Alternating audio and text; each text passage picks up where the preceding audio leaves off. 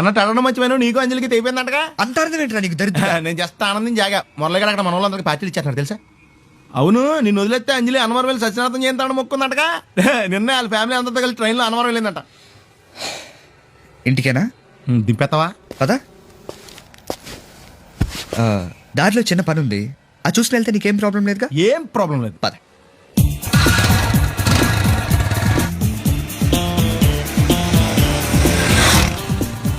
ఏంట్రా నన్ను చిన్నపిల్లని చేసి వైజాగ్ అని తీసుకెళ్ళిపోతున్నావా ఏంటి?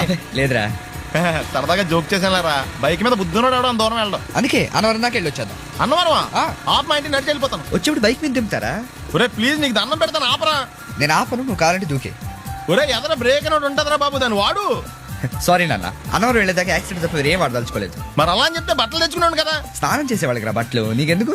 ఛే, కర్మరా. రాయ్ ఎక్కువ ఫీల్ అవ్వకు, వెళ్ళి వచ్చాను.